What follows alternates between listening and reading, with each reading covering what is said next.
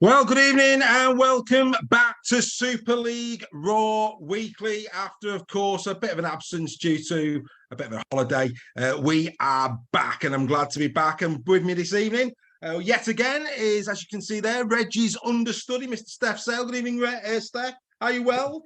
Good evening, mate. You okay?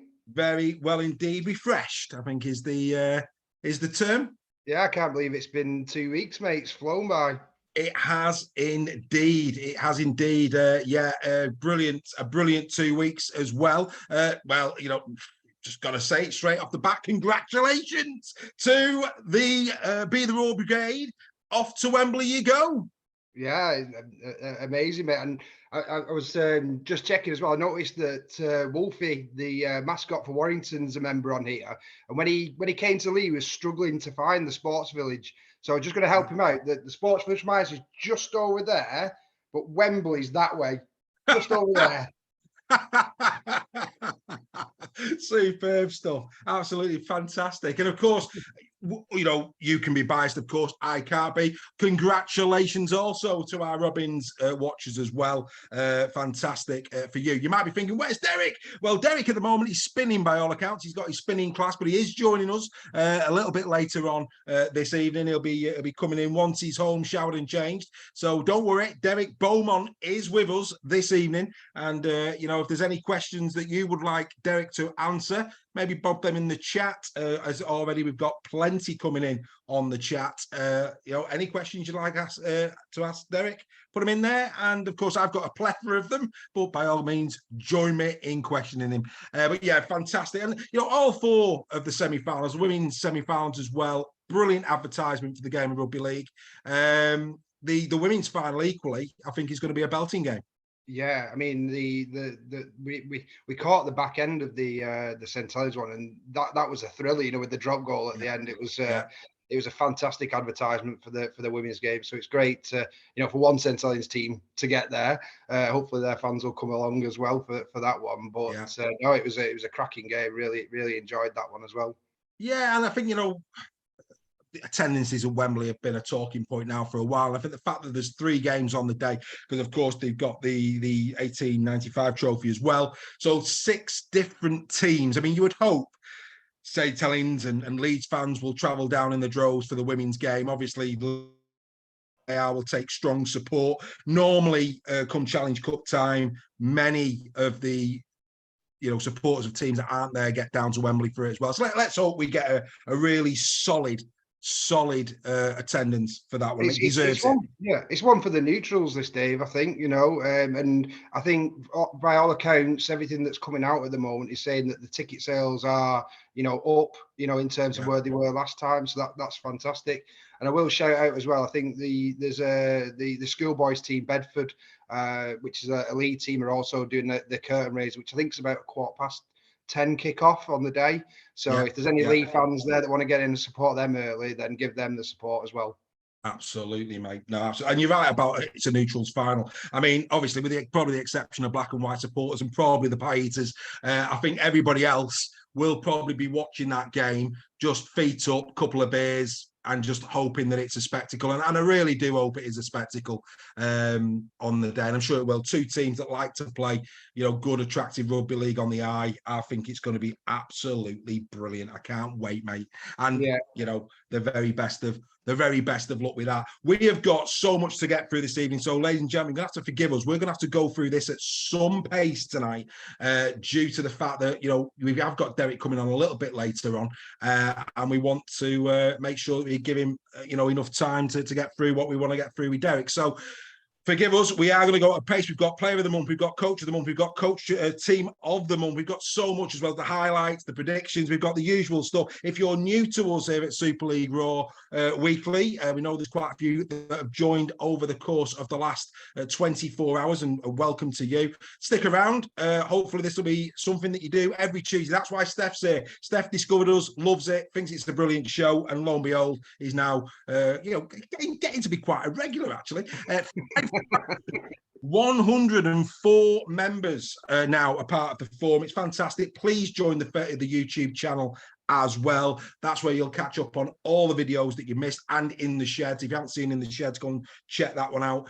Well worth a watch as well. But yeah, 5,104 members. Great to have so many now in the family. Joel Scholes, he's another one that presents with us. He's a Huddersfield fan. So if there's fans out there from different clubs that want to come and give it a go, get in touch with us. As Steph found, as Joel found, we're always happy to bring new faces in. This is about rugby league, the family that is rugby league, and us all having a say. And that's what it's all about, isn't it, mate? Absolutely, mate. And I think there's a few new sales who've joined the forum this week. Soon there'll be more sales than DFS on here, I think. So, well, they come around 4 times a year, mate. Absolutely. Anyway, Absolutely. Right. Coach of the month. We're going to go straight in. Coach of the month, ladies and gentlemen. Go on, Steph. Who would you have as coach of the month? I know it's thinking. I'd be going McNamara again. I think Would Catalan. you? Yeah, I know they had the loss to Huddersfield. Yeah, it's a tough one for me this month. I think. Okay. I mean, Matty Pete's done well, but then they've had the Challenge Cup loss. So you know, I don't know. Okay. It's a surprise to me, this one. Well, here we go. So a couple of contenders who could have easily have took this one. The only Super League coach to have won all 3 games in July is Ian Watson of Huddersfield Giants. He was in contention. Lachlan Lamb, obviously, also in contention. He was a couple of months back now. A couple of months back, I think, Lachlan Lamb. Sorry, Adrian Lamb.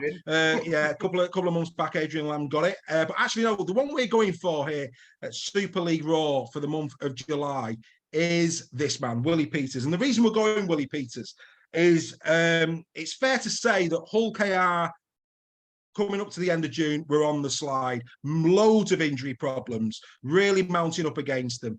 And fair play to Willie Peters. I think the signing of Schneider has been a masterstroke, an absolute masterstroke, and it's lifted the Robins to the point where, of course, they're going to be competing against the Lee Leopards in the Challenge Cup final. But as we saw against Leeds in Golden Point, when they beat Leeds, they were quality, and we'll see that in a minute in terms of the Castleford game, quality against Castleford. So in the spirit of sharing, Willie Peters, who I think's done a great job all season, to be fair, but because of, keeping things on track, great signing in Schneider, keeping things together, great performance against Leeds, obviously going to the Challenge Cup final. We thought we'd give it to Willie this month. Yeah, I think we could give a token one to Applegarth. Welcome me at absolutely. Wakefield. The job absolutely. he's done there recently. I think he deserves a nomination just as a shout out, definitely. Spot on, mate.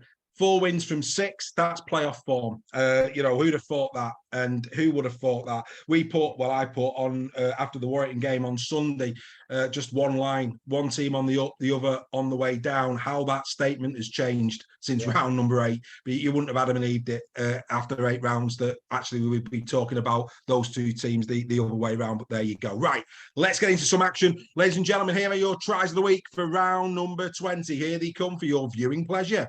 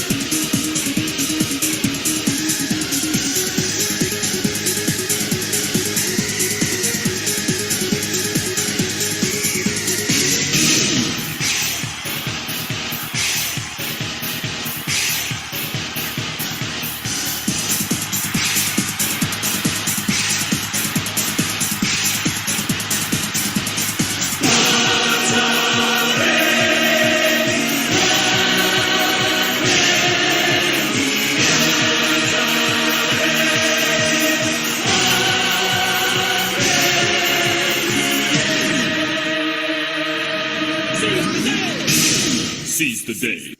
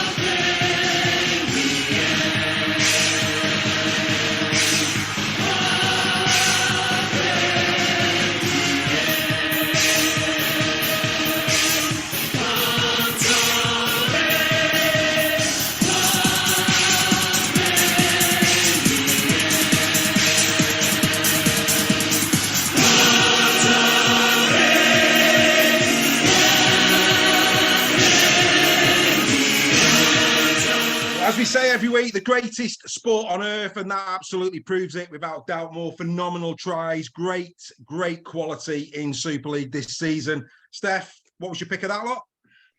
I think there were some really good ones this week. To be fair, I like the Lynette one for OKR was Nice. a cracker. I think Jowett's one for Wakefield was a belter.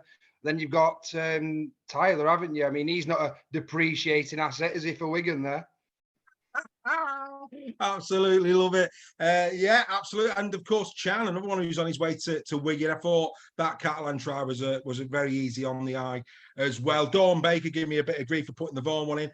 Dawn, it's a great try. You know, if only the other 16 players had that tenacity in that game. I mean, he had half the team hanging off him and got over the line. But anyway, that is by the bow. Yeah, some great tries there. We'll keep moving at this pace. Super League Raw Fans Forum Fantasy League. Yet again, Ryan Birch, the only Huddersfield fan that is top of a league this season. He's still there. Here's the lad. Good week for him yet again. He leads, pulling away once more from Reggie Allen there. Well done to Karen Chown as well. 744 points. She's now up to 8th position in the league. She might be on the graphic very, very soon. So well done to Ryan. He keeps pushing along. Not long now. Could he be getting his Huddersfield shirt paid for next year by Super League Raw? We will have to wait and see. It's not over until you know who sings. Right. Announced on the official Super League Facebook page all over is the 6 nominees for Player of July. These are the 6 that they have picked. Chris McQueen, Brad Schneider, Adam Swift, Jack Welsby, Michael McAlorum, and Tom Monet. Now then, let's get a little bit of a game going here, Steph. In a moment, we're going to announce the Super League Raw Team of July. And I'm going to tell you now, only 4 of those 6 nominees have found it into our Team of July. The question I pose to you, who are the 2 that we haven't picked, would you say? It's always a difficult one, this, because obviously I'm only seeing the games that Lee play, apart from the try highlights, really, or the Super League highlights. I mean, Amone for us has been absolutely class, and I know there's bits we're going to come on to with him in a bit. So I think he would definitely be in. Welsby's been, phenomenal, as he always is. McQueen, I think, has been on form in the last few weeks from the games I've seen him play. Yeah. And Snyder's obviously done what he's done for OKR since come in. So Swift's been playing really well and scoring tries. So it's really difficult. I think the only one that I'm a bit struggling on is McLaurin. So I'd say McLaurin's the one that's nailed on for me that's not. Who's the okay? And who are you going to go for the other one? Swift. You're going to go Swifty, right? Okay. So, ladies and gentlemen, here it comes, the Super League Raw Team of July. There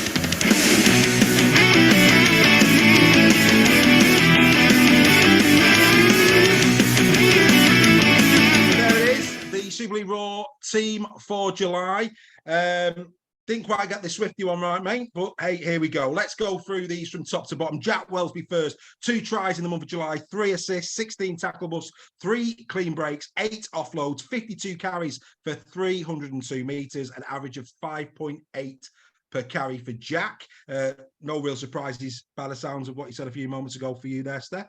Yeah, no, I think he's been outstanding recently, and he's one of those players that we've got in Super League where we can genuinely say we've got a world-class talent, I think. Absolutely, mate. Couldn't agree with you more. Then on the first wing, well, he doesn't miss, does he? Does Abbas Miski. 3 tries, 3 assists, 8 tackle busts, 1 clean break, 43 carries for 444 metres, 10.3 average. Outstanding from Abbas Miski. This Lebanese international for me. He might not have started the season where people would think he would be a starter for Wigan, but you can't budge this guy now. Incredible. Yeah, no, he was great. I mean, most people will have tuned into Channel 4 and watched that game just because it's on terrestrial TV over the weekend. And as disappointing as Lee were, Miski was one of the outstanding performers for me in that game. I thought he was fantastic. Spot on. Another man heading to Wigan next season. Hey, who'd have thought salary cap? But anyway, there's another story. Adam Kieran, who's been, again, one of the, probably for me, if he carries on the way he is, will go down potentially. And if he stays for 3 or 4 years, as one of the best imports ever, I would say. 2 tries, 2 assists, 7 tackles, 1 clean break, 7. Let's have a quick look at that. Yeah, 7 from 9 goals, 33 carries, 260 meters, and averages 7.8. Kieran, I've been nothing but impressed by this guy this season. Incredible. Yeah, he's been outstanding, and we've been lucky enough to go over and watch Catalan v Lee twice this year already, and he's one of the best in the business at the moment. He reminds me a bit of Jamie Lyon, the way he plays. I wouldn't say he's as good as Jamie Lyon, but I think he's getting up there, and signing for a team like Wigan, he could soon be getting that kind of reputation, I think. Spot on, mate. Spot on. Just because I remember last time I did this, there was a few people putting other names in the chat. Shout outs for fullback. Jake Connor has had a stellar July for Huddersfield, and Jay Field, Wigan, also very good. In terms of, well, we'll do the wingers and the centres in a minute. The second centre there, Tom Opachik. Another player who I think has really graced Super League this year. 2 tries, 1 assist, 8 tackle busts, 2 clean breaks, 31 carries, 296 meters, 9.5 average for Tom Opachik. And I think he's a big reason why, KR have done so well in the Challenge Cup and potentially going to now stick in that top 6. Yeah, definitely. He's been another one. He's Australian as well, isn't he, Opachik? I think. Yeah, he's right. another classic Australian centre that's come over and just gracing Super League at the moment. And fair play to the recruitment team at OKR for bringing him over. He's definitely been one of the outstanding centres in Super League this year. Spot on, my friend. Then on the other wing, the man that you thought wasn't there, but let me tell you right now, Mr. Sale, Adam Swift. What a July Adam Swift has had for the Black and Whites. 5 tries, 13 tackle busts, 3 clean breaks, 43 carries for 445 metres, an average of 10.3 a carry. Mr. Swift scored in every one of the July appearances for the Black and Whites, and some very easy on the eye tries as well. Yeah, I think a few episodes ago, you teased me a little bit when you said, "Would I have Swift at Lee?" And I said I would, and then you announced he was going to Huddersfield. So I kind of fell on my sword on that one. That's why he wasn't getting in. No, I think he's going to be a fantastic. That was when we had Joel on, wasn't it? Yeah, absolutely. Yeah, it was. But no, I think he's going to be a fantastic signing for Huddersfield. I've been so impressed with. He had a cracking game at OKR as well. He played OKR in that game, so no, he fully deserves it. And I think the one I've got wrong there is Schneider, isn't it? And I think that can only come down to he's not played. Yeah, he's only played a couple of games. Is that right? Yeah.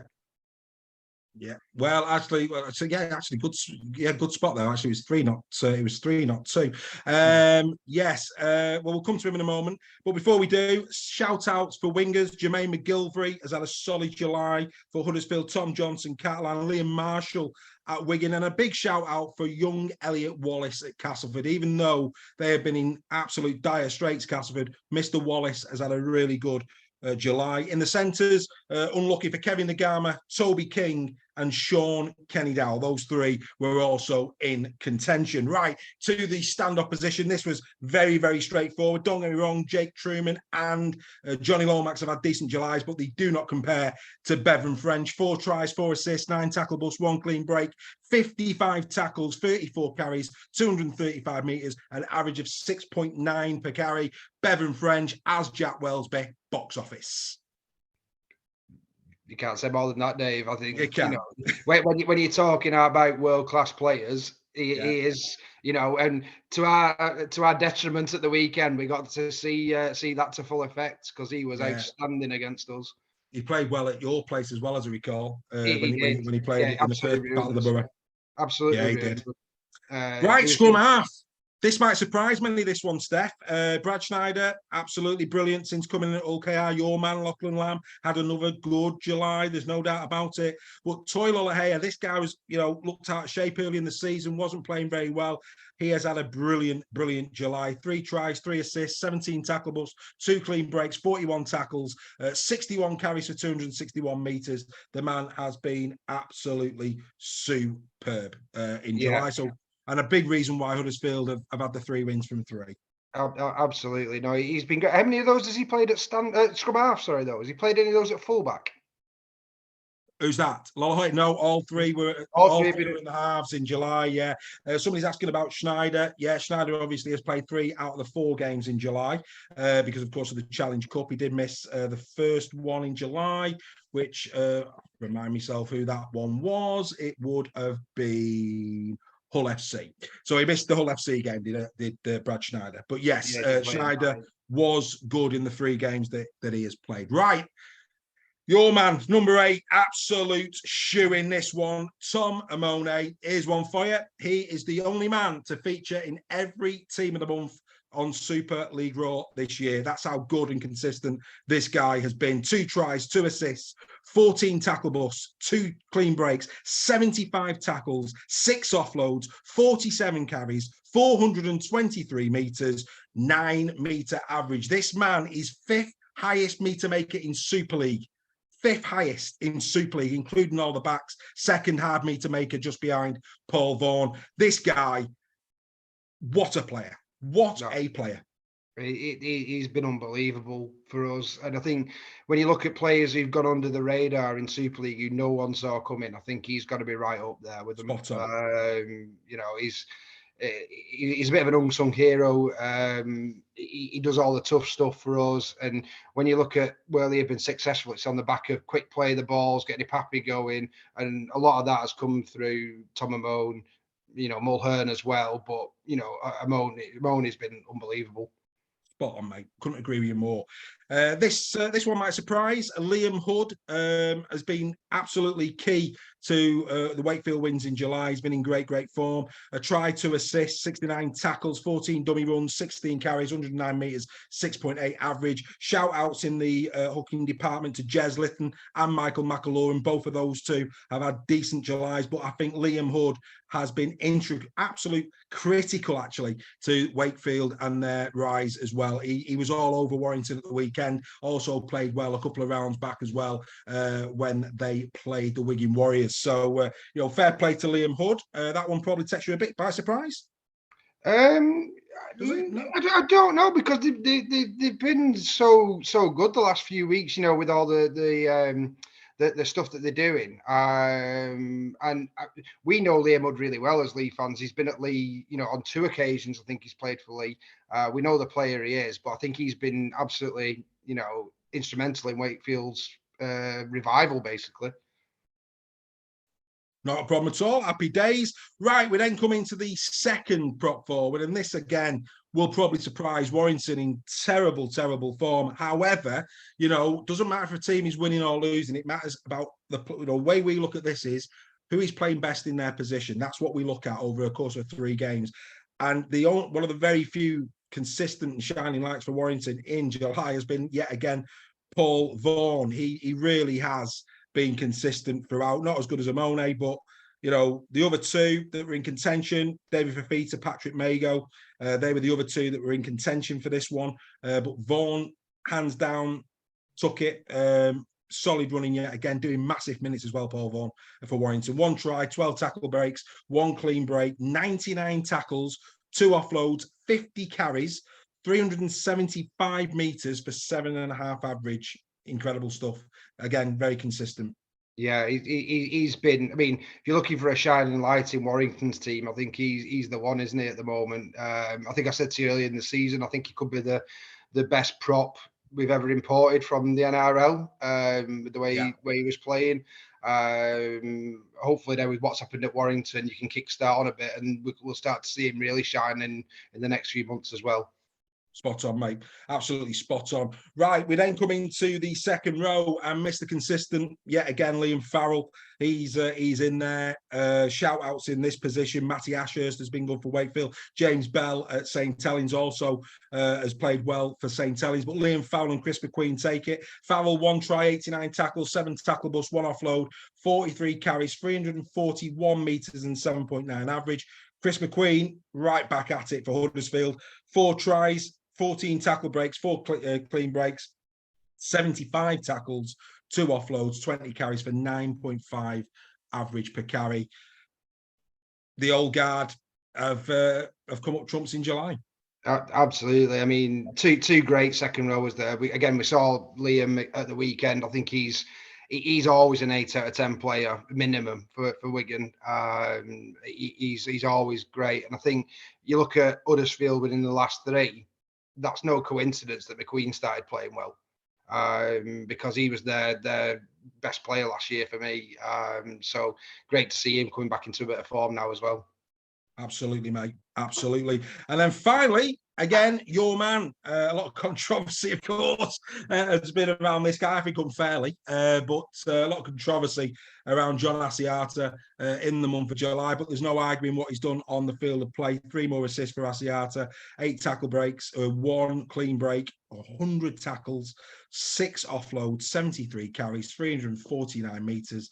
The man has, well, like a Monet, consistent and solid all year.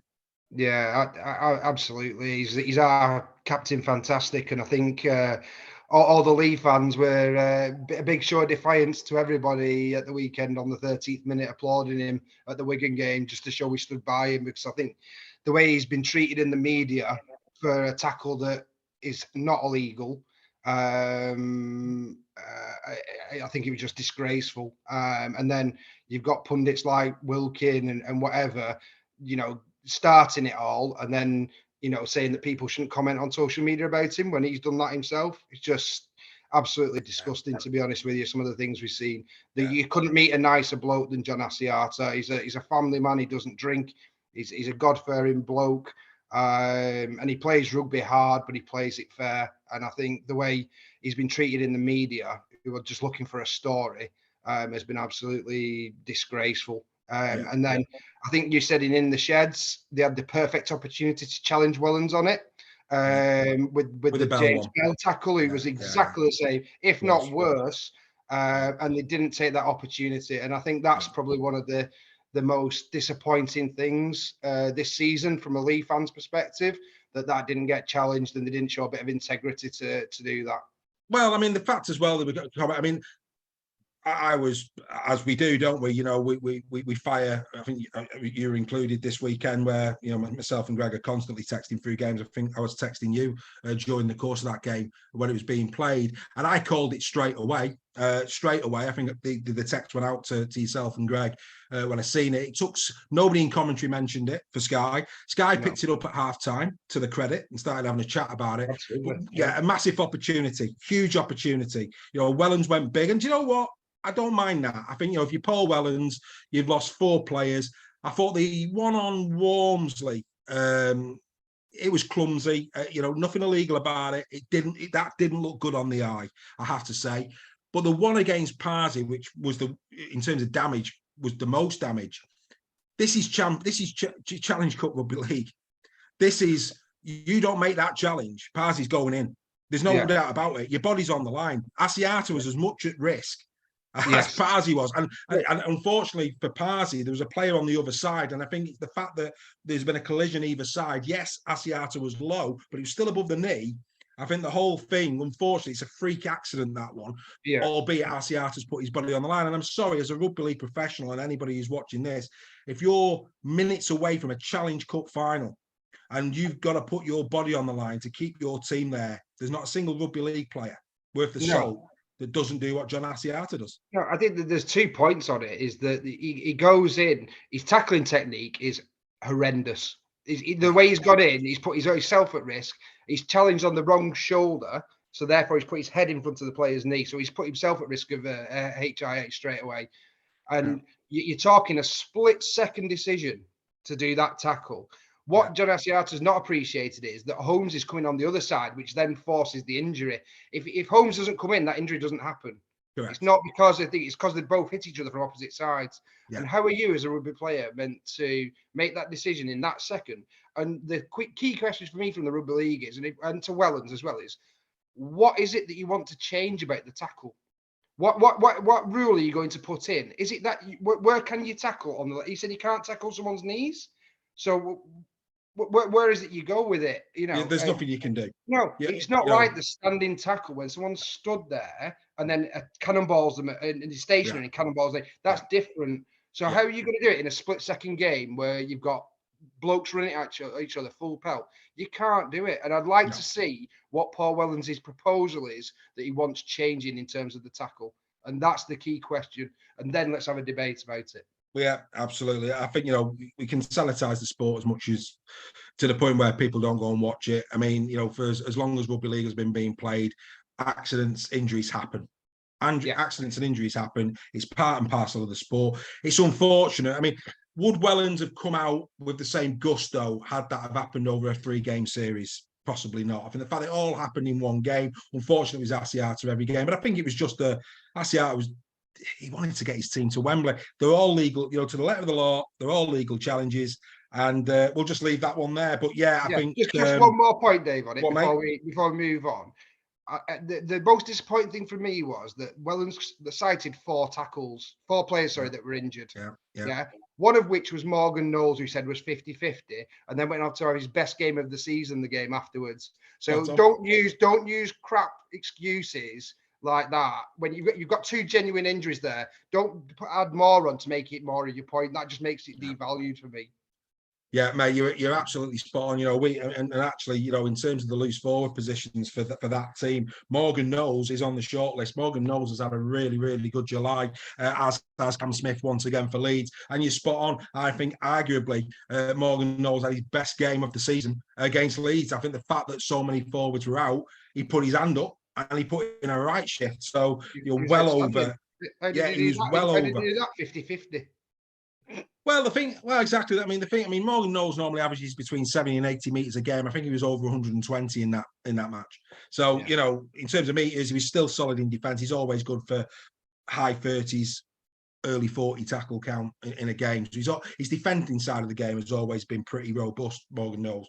But in terms of ball in hand, that was his best performance with ball in hand all season by a country mile. Great stuff, Seth. Something tells me that you've been waiting to get that one off your chest, sir. just a little bit. Anyway, let's now, before we go and take a look at the top performance of round number 20, needless to say, our player of the month of July is one of those 13. So over to you, the Fans Forum. We'll announce the player of the month of July later in the show. That's your shortlist. There's the 13. One of those will be given the player of the month for July. We'll come back to it later. Get in the chat. Which of those 13 would you be giving player of the month to for the month of July? Now we're going to go and take a look at the top performers for round number 20. Here they come.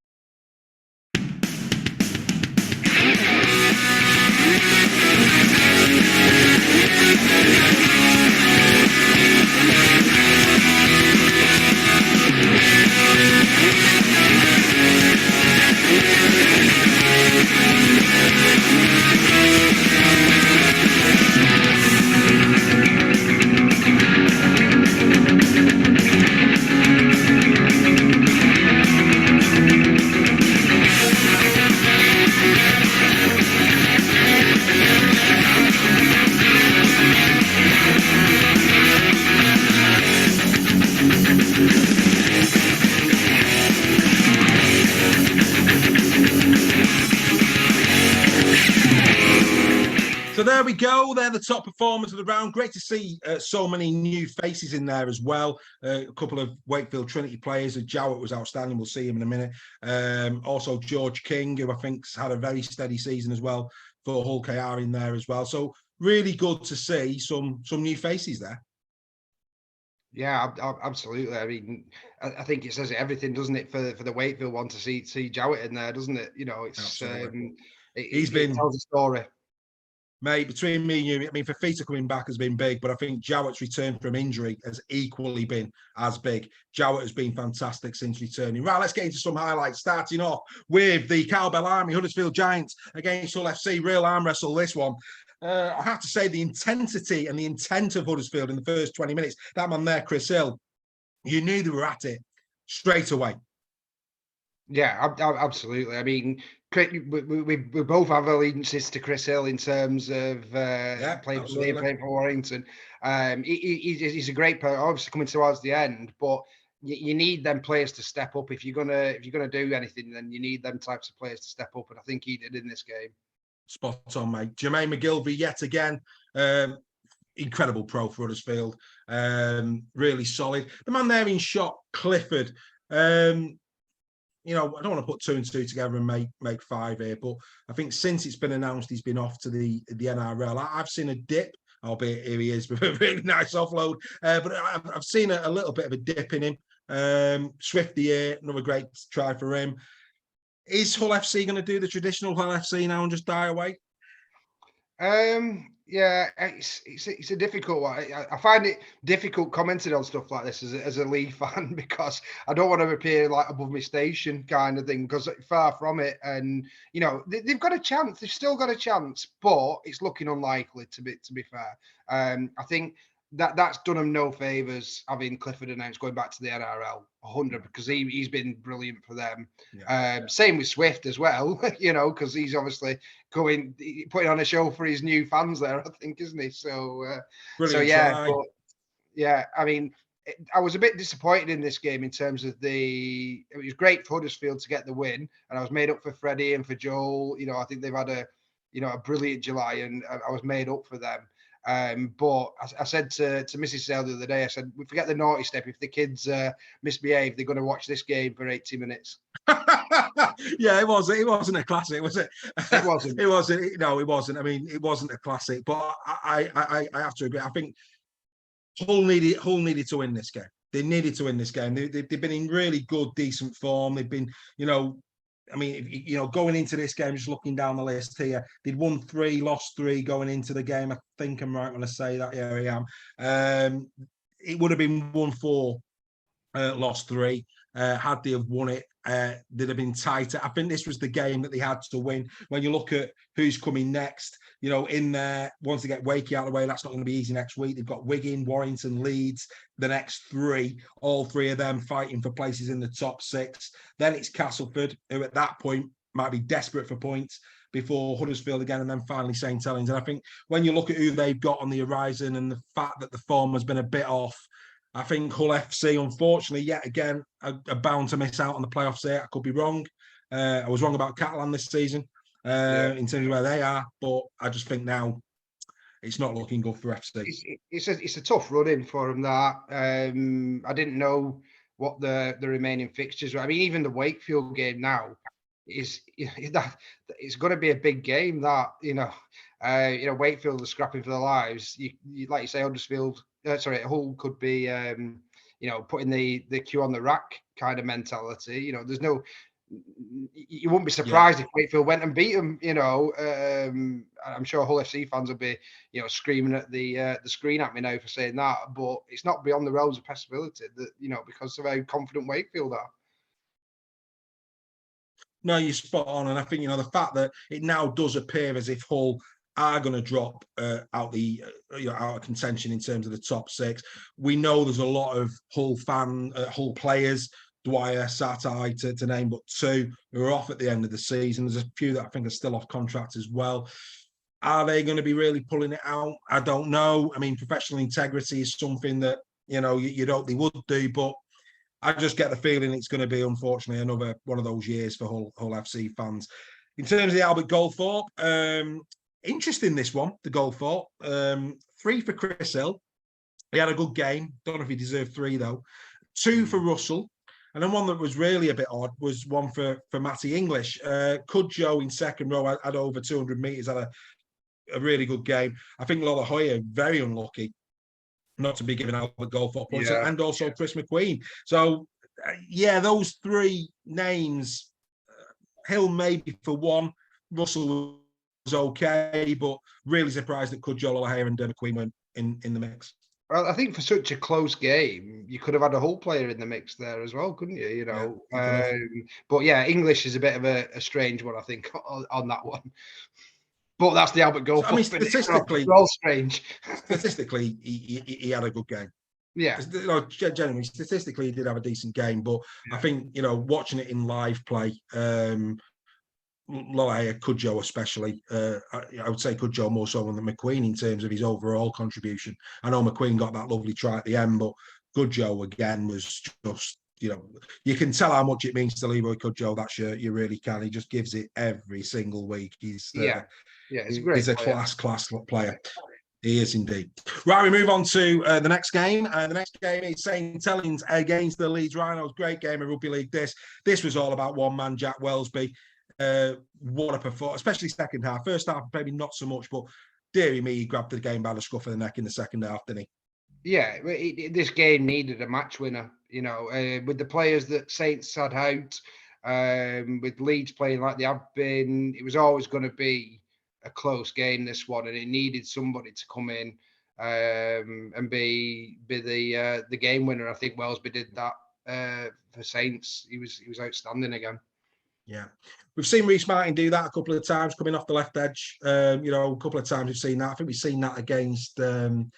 I'm going to say Wigan. I think it was Wigan at the JW, the DW. I'm sure he had a similar try at Wigan, as memory serves me right. But yeah, Reece Martin at centre this season hasn't been found wanting for the Leeds Rhinos. He's done well, and actually, in live play, this was there for Leeds to take. I thought Leeds on the night were, I don't know, a bit sloppy. As we watch this now, I mean, I mentioned on In the Shed, who'd have thought he'd just signed for Wigan, the way Phil Clark had a bit of a loving for Sam Walters. It was, typical Clarky, wasn't it? Yeah, I mean, but the thing is, I really rate Walters. I think we're going to get in a great player. I'm surprised because Leeds are normally quite good at keeping the youngsters and the ones they bring in through. And I was surprised he signed there, but he reminds me of a rugby union second row, but he can actually catch the ball. But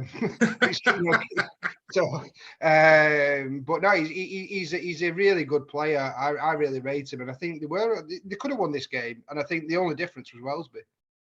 Yeah, spot on, mate. I think another player that caught the eye for Saints. I mean, Welsby for me clearly man of the match. But then Sky gave it to Hopoate, and I think Hopoate has had a lot of injury concerns. He had a really solid game, to be fair. I think probably his best game in a Saints shirt. Yeah, no, he was really, really good. He again, probably one of the differentiators from Saints. I don't think he won the game like Welsby did, but he was definitely up there as one of the best performers. And be interesting to see if the goal thought reflects that. Well, I'll tell you straight off the bat, it doesn't. Again, really odd. Really, really odd. Welsby got the 3. I can't argue with that. I think Welsby, Hopoate. I mean, I thought Hopoate in the first half was quality. At half time, he's man of the match, no doubt. I thought first half, he was brilliant. But then second half, Welsby just grew and was the match winner. There's no question about that. 2 points went to this man, Nene McDonald. Again, an odd decision, that one. I thought McDonald was okay. He was decent. Should he have got 2? Don't know. And then Morgan Knowles got 1. No argument. I thought Knowles, like we've already said, his best performance of the season. But yeah, Hopoate, 1 try, 2 assists. Solid in defence. This is a wonderful try. Lovely balance. Lovely. Absolutely stunning. But yeah, McDonald too. Don't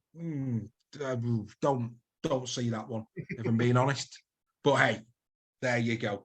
But I think they got it right in terms of Welsby. That man on the night, love him or hate him, the lad is box office, isn't he?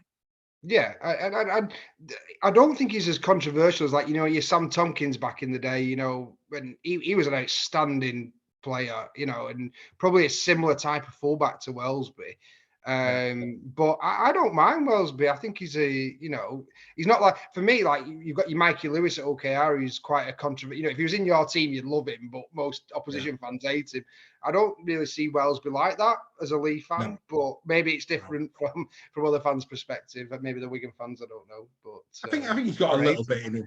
I think he's got a little bit of that naughtiness in him. But you've got to, if you're a world class player, they always have a bit of naughtiness in it. Yeah, and you've got to have a degree of arrogance as well. That's just part of the course, in it. But again, I think the biggest fear for Super League and Saints is the NRL. There's no doubt the NRL at some point are going to try and tempt Jack Welsby to Australia. There's no doubt. Hopefully, this marquee ruling and what have you, they can keep hold of him. Let's hope that'll happen. We don't want to lose Jack Welsby's. We don't want to lose him. Here's your opponents at Wembley, and this was a really solid. I mean, all right, you can only play the team that's in front of you, But I mean, this is, I think I said it, I mean, the sheds, all that was needed here was the Benny Hill theme. I mean, this was unbelievable.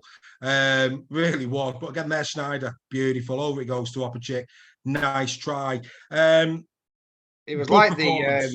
the Hardacre try against Salford, wasn't it? Yeah, Very, very, very similar to that. You could have put a Benny Hill theme tune to that one, I think, as well. you could. But no, I mean, I want to pay credit to OKR on this one. I mean, you could say, yeah, they played Castleford, who were on a poor run of form and that kind of thing. But to back up the emotions of winning the Challenge Cup semi-final in the way they did at Headingley, as we saw of winning our semi-final, to do that in the manner that they did it, I think is testament to the team that OKR have got, and you know that all goes well for a good final at Wembley in that respect. And the guy there who just had that assist and he's about to go in for a try himself, Jack Broadbent, has had a really, really good season as well for Castleford. It really has. I think he's been one of their better, most consistent players, Broadbent.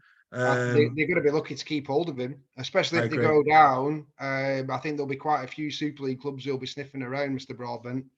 Good play, mate. Really, really solid. Whether they played him at centre or in the halves, he's had a fine season as Jack Broadbent. But I mean, some really good tries. We saw the one from Lynette, the one from Minchella was good. Good to see this man back. I mean, this is poor defence from Jacob Miller. We see something similar in the Wakefield game with Stefan Ratchford. Really poor defence that, but good for Batchelor. Good to see Batchelor back after that. What did just look, it was a horrendous injury that he took. Was it Magic? I think it was Magic, wasn't it? Yeah, because it coincided like just after the Abdul going out as well. I think in terms of losing those two has been massive for OKR, and you take a few players out of that team, and you can see why they've had the dip in form that they had. But you get brought, getting back, and then he's been playing very well. Spot on, mate, and quality player. Still only 25, got loads still to do in his career.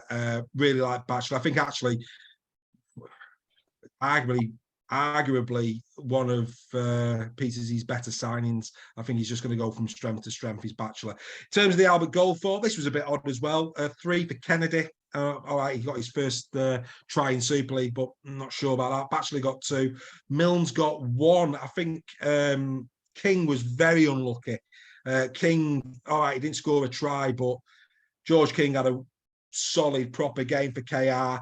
And Sneijder, I mean, again, Milnes, he got the kicks, but again, these Goldthorpe points have really been head scratching for me these last 6 or 7 weeks. And I think they're head scratching for every fan.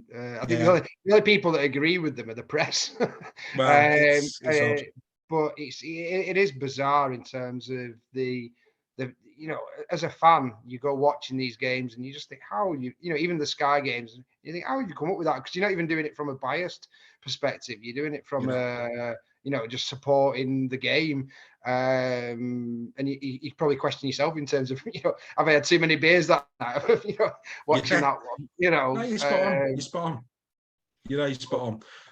Really, I mean, again, Parcell. God, I love Matty Parcell. I think he's been a great great run, that one from Matt Parcell. So anyway, there's the whole KR game. Right, we move on.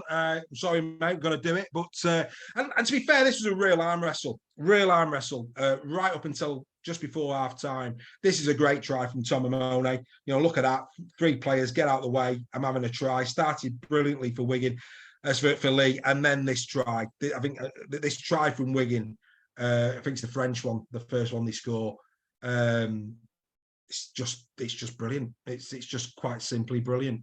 Yeah, it was absolutely outstanding. And the first thing I want to say is there's a lot of people who've said, "Oh, Lee have had a cup angle, they're celebrating to Wembley and all that."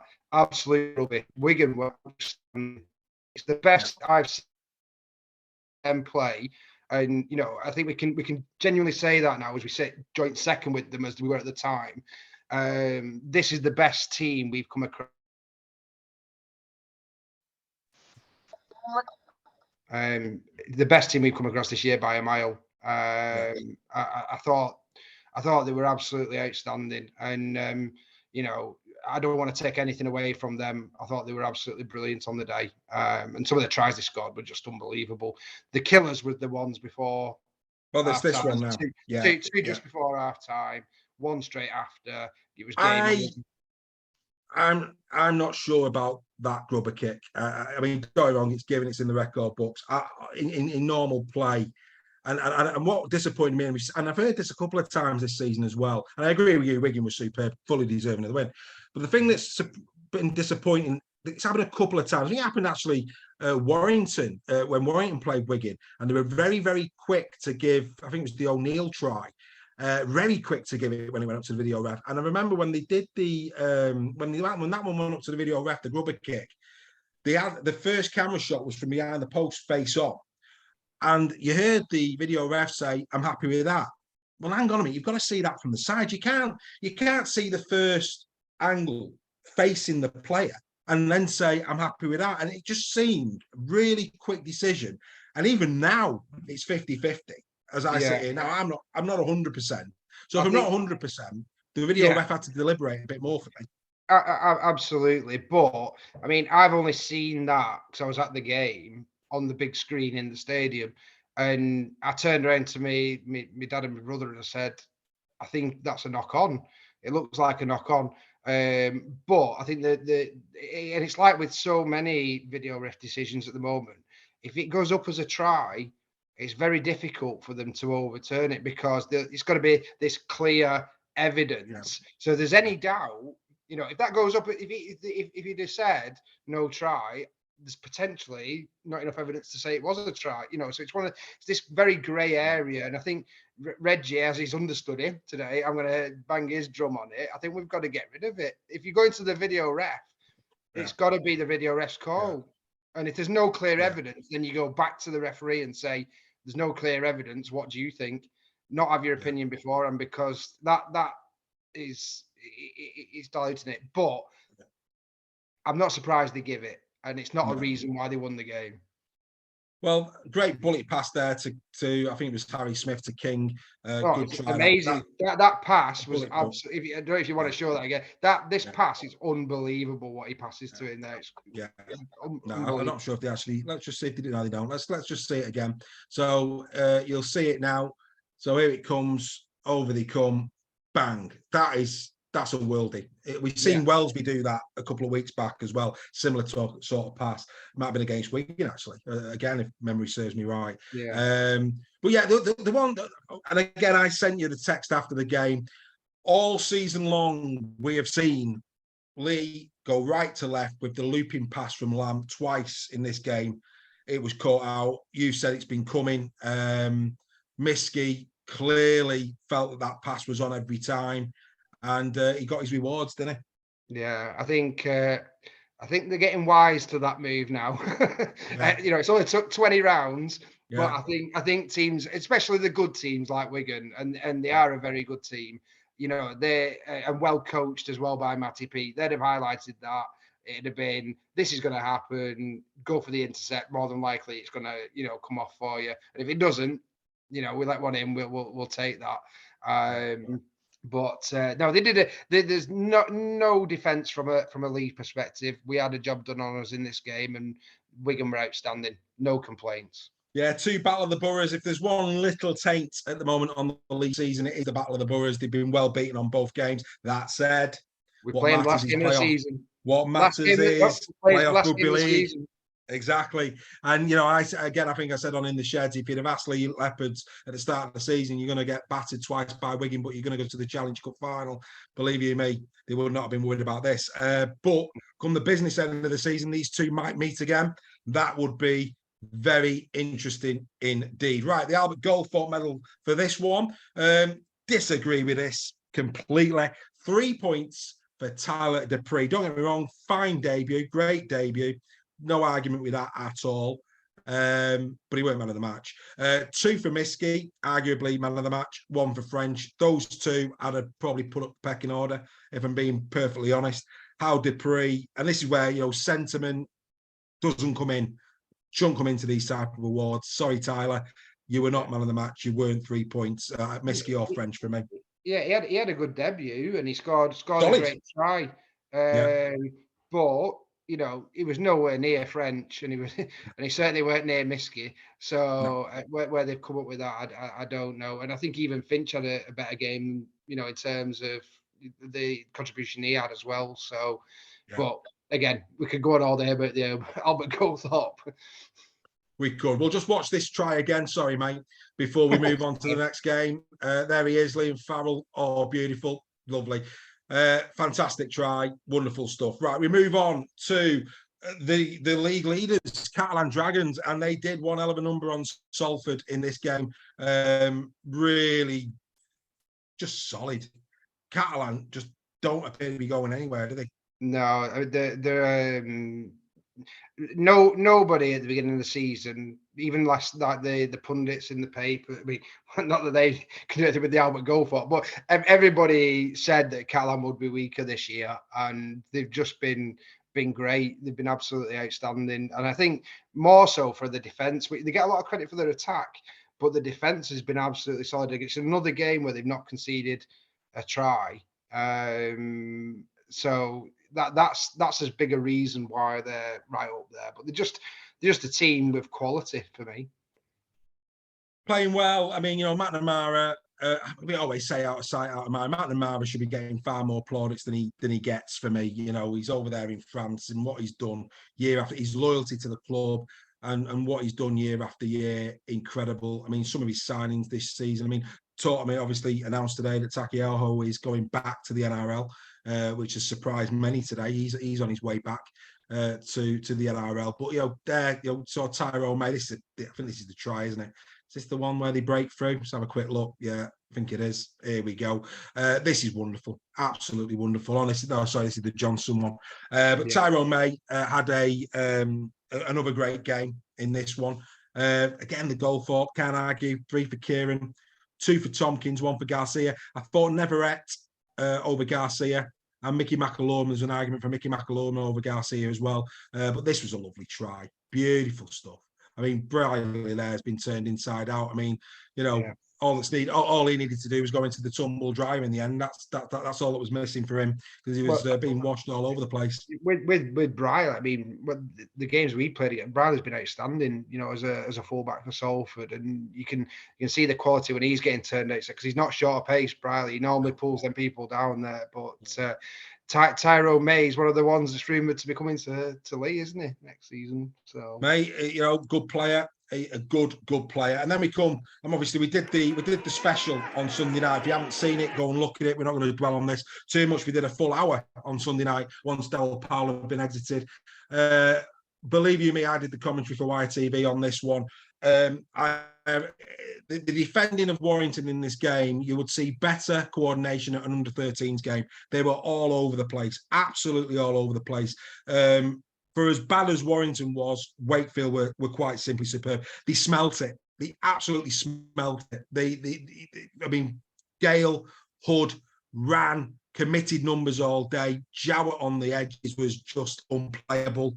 And in his senior, you know, 2 tries going into this game this season, gets 4 in a match against Warrington. They targeted Warrington's right edge of defence, but Tauti's defence yet again, absolutely shocking. Fewless at times was trying to compensate for him coming in. Don't really want to say too much more about Warrington other than that. Wakefield, absolutely brilliant. Couldn't fault them. Heart, desire. They're fighting for their lives, and it shows. Absolutely. And I think a lot of credit, we'll come on to Warrington in a minute, but I think a lot of credit's got to go to Mark Applegarth and also the board at Wakefield for sticking by him. Yeah. And it's very easy to say that now. However, you know, they do deserve that credit because they look like a team. And I think we've talked privately about culture in a club and what a difference that makes and stuff like that. Wakefield have got something, and this is where you got the difference at the moment between Wakefield and Castleford, and why Wakefield have potentially got the edge on them.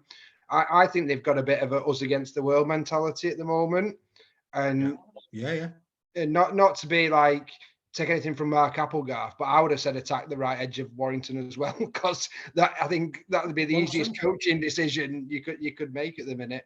But I know I I sent you a text message in jest to say I'm calling Mrs. Sale Warrington this week because she kicks off every 5 minutes as well. So you did. Yeah. But no, it's sad to see from a Warrington perspective, but I think it's probably initiated what's needed for Warrington. This result, I think they need a change. They need someone who's going to bring that culture in, like Lamb has brought in at Lee. For the reason why Lee have been so successful this year, it's not because they've got the best players; it's because they've got a good team spirit. They want to play for each other, and that is worth a marquee player for me. And hopefully, Warrington will now get the right person in. And I still think if they do get the right person in, then they could still do something in the playoffs. Yeah, no, absolutely, mate. I couldn't agree with you more. And I think it's still game on. I think it's still game on as far as the playoffs are concerned. For Warrington, I think there's a pending arrival that he's certainly going to pick them up, and yeah, it's going to be interesting. And of course, we'll get to that in the predictions in a minute in terms of what could be coming there. But yeah, Luke Gale got Albert got 4 points. I mean, don't let the stats fool you where Gale's concerned. He was out of this world. Virtually every try went through his hands. He was brilliant, absolutely brilliant. His organisational skills were clearly on show. It was just a masterclass from Luke Gale. Credit where credit is due. 2 for his senior, 1 for Max Jowett. I have no argument whatsoever in those 3, having watched the whole game live. Absolutely brilliant. Fair play. That man, Jowett, great performance. Right, here is the Betfred Super League after 20 rounds. And Catalan Dragons, of course, a 4-point cushion now for the Dragons with 7 to play. They're going to be pretty tough to peg back. But, of course, Wigan and Lee, I think Lee might sacrifice this week. We'll get to that in a minute for the Challenge Cup, which probably means they probably won't mount a challenge for the Shield. But Wigan potentially will. I think the Dupree signing is a master stroke. They've looked a bit light in the pack. That's going to strengthen them a little bit in the latter end of the season. Wigan have an outside chance, but I just don't see Catalan relinquishing that. I think they're going to lift the leaders shield for the second time this season. Obviously, Lee, really good in contention. Saints aren't going to be going anywhere. Then it gets interesting. I think Hull KR are looking good for the top 6. I think, of the chasing pack, Leeds are the team that just have a habit of coming back. I think Salford are going to find it difficult. They're pre-exiting, no Longstaff, rumours about Brodie Croft. I have concerns for Salford. Warrington are Leeds for the 6 for me. And I think Warrington, because they've got that 4-point cushion, I think they'll just about hang on. I really do. But we'll have to wait and see. There's only 14 points left available. Is that right? Yeah. 14 to go. I mean, I think Leeds will probably make one up this week against us. I'll be surprised if we go there and think. I know we're going to come to that in a bit, but I still think you've got, if Michaela comes back in, the old factor of the, when the coach goes, you suddenly improve. I wouldn't be surprised to see a performance against Catalan this week. It's the beauty of this season, to be fair, Dave. It's anybody can beat anybody. There's no surprises really now. So who knows? But that's going to be the taste of it. There's the relegation battle, and then who's going to get in that top 6. Spot on, mate. Spot on. And I said on in the sheds, we posted the final in the sheds, the Warrington one today, and I said on in the sheds, I can see Wakey going to Hull FC and getting a win. I really do. And then it's Castleford on the 18th. Who would have thought that at the end of that Castleford-Wakey game, if Wakey win the next 2, Castleford will be 4 points behind Wakefield with 5 to play. It'd just be, who'd have thought that? But, such is, and of course, massive rumours that Darryl Powell is going back to Castleford. Massive rumours. I mean, I think it's not been announced yet. Yeah, from a rugby league story, how good would that be though? Just to play devil's advocate. And I think they need to do something, Castleford. And I don't necessarily mean get rid of Andy Last, keep him as your assistant, but they need someone to come in. It's a bit like you'd say if Warrington was in this position, go and pay Breers 500 grand to get you stay from relegate. Do whatever you can. Well, he's that character, isn't it? And it wouldn't surprise me one iota if they did bring him in. No, it wouldn't. And the fact that it's not happened yet, which I'm surprised it hasn't. But if Last goes down this weekend against Huddersfield at home, I just don't see him going into the next game. And I think that potentially could happen. A lot of Castleford fans are on the fence on that. They think that Darryl Powell deserted him. I think nobody could have begrudged Powell the opportunity of going to Warrington and chancing his arm. But, he was a quality coach, still is a quality coach. Unfortunately, maybe going back to Casford's the thing for him.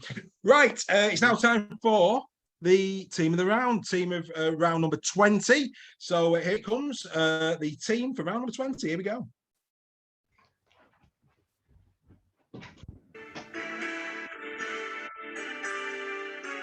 It's the Super League Raw Team of the Week for round number 20. Here we go again, and at fullback it had to be Super Jack Welsby. Oh, he was shining once more. 2 quite exceptional tries proved decisive as a depleted St Helens put the Rhinos firmly in their place. Sensational! Number 2 and on the wing for the third time this season is Abbas Smith. Give the Wigan Warriors a brilliant solo performance against the Challenge Cup finalists. Helped to keep the Pie-Eaters on track for a home playoff place, and who knows, maybe a late surge for the League Leaders Shield. Number 3, back-to-back and for his 5th time this season is Adam Kieran. Quite simply, he has been in a class of his own for the Dragons, and he will be key to their title ambitions during this season's running. At number 4, with possibly his best game to date for the Mighty Saints, was Will Hopoate. Injuries have blighted his time at the Champions thus far, but this was a glimpse into his talent.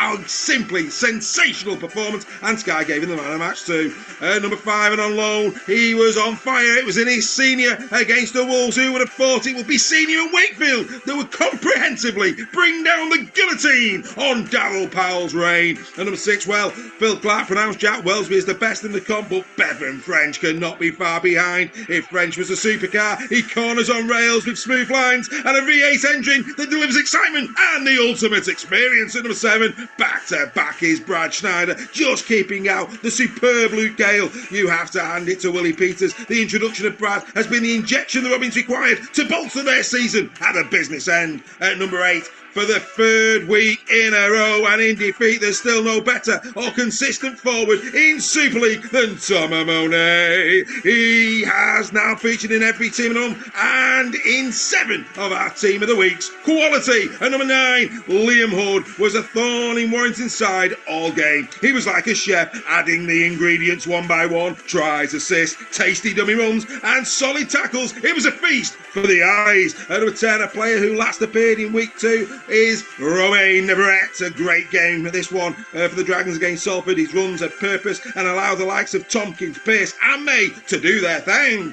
Brilliant! At number 11, the Wakefield Trinity captain Matty Ashton comes alive whenever the Wolves come to town, and yet again he produced a display of character and leadership. His run and assist was perfectly timed. Well done, Matty. At number 12, back for the Robins with a bang is James Batchelor. At only 25, Batchelor is maturing under Willie Peters and he's proving to be a great acquisition for the Robins. How much better can he get? And finally, at loose forward for the 3rd time this season is Elliot Minchella. His 3rd try of the season, a fine supporting run. Furthermore, his defence yet again was brutal. Minchella averaging 31 tackles a game this season. Ladies and gentlemen, this is your team of the week for round number 20. So the team of the week for round number 20 is in the record books, and well, what a team that one is. Yeah, it is what it is. That's basically where it's at for me. Your thoughts on that, Steph? Yeah, I mean, the big highlight, and I'll say it again, 3 Wakefield players in there, I think, for Super League, just to make the bottom of the table competitive. I think that's fantastic. Hull KR players, 3 of those as well. Again, terrific backup from the cup final. Great to see them in there. French and Miskey, I got to see them firsthand at the weekend, and they absolutely destroyed us. I'm not surprised to see them in there as well. And Welsby was just outstanding. So brilliant team of the week for me. Yeah, absolutely. There you go. As you know, we don't we don't have any bias. We put it together as accurately as we can, and yeah, that's pretty much like I say. I think we mentioned actually as part of the commentary of the team of the week some of those who missed out and had decent games. Solo La Jolla again, Chris McQueen unlucky maybe in the second row. You'd have to say that Jowett at full back ran Wellesby close, but I think Wellesby picked him. So yeah, there was contenders in there, but that's the team of the week. That's where it's at. Well done to each and every one of them. Right, Steph has texted me. Steph, I'm over to you. You can give the bad news. Yeah, unfortunately, Derek's been stuck in traffic on the M61. So, but he has said he's going to do a recorded interview with us in the week. So we'll make sure we do that, and we'll do a Wembley special for everyone. So apologies to everyone for that. Derek does send his apologies, but we will make sure we get that to everybody during the week. Absolutely, mate. I mean, anybody who's watched anything about Derek, you know, when he says he'll do something, he'll do it. Yeah, what we'll do is we'll have whether we do it live or not, it'll all depend on availability and when we can actually get it done. But we will have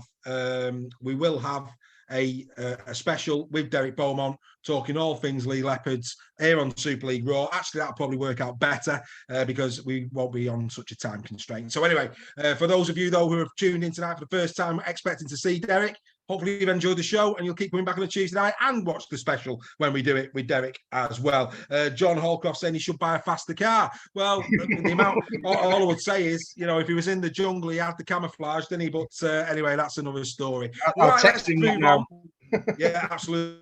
Tell him he's getting pelters in the chat, but yeah, Steph will get that sorted out, and we'll make it happen. Right, the prediction league, here it comes. Let's take a look at this little one.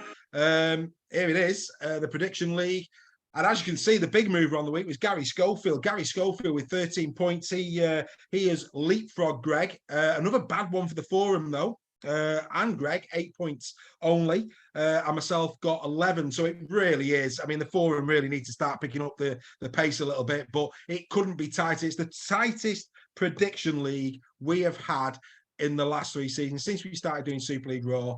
It's the tightest one we've ever had. Who knows who's going to get the trophy? The Fans Forum won it last year. I won it in year 1. It's game on for year 3. Right, let's get into some predictions. Massive weekend of rugby league ahead of us, starting off with this particular one. The Wigan Warriors taking on Hull KR at the DW. Of course, for those of you who've kept very close to it, Hull KR bringing in the likes of Cesar Rouge, Luke Thomas from the Warrington Wolves as well. Was it Shaw that I've seen that they picked up Isaac Shaw as well? I think I've seen that as well. So clearly, Hull KR are going to be resting players in this one. No surprises. Gary Schofield has gone Wigan 18+. Greg's gone Wigan 18+. I've gone Wigan 18+. The Fans Forum on Facebook have gone Wigan 18+. Steph, what are you going? OKR. No, I think if they've any sense, they will be resting players on this one. And Wigan want to move away from us now and claim second spot outright. That's what they're playing for now.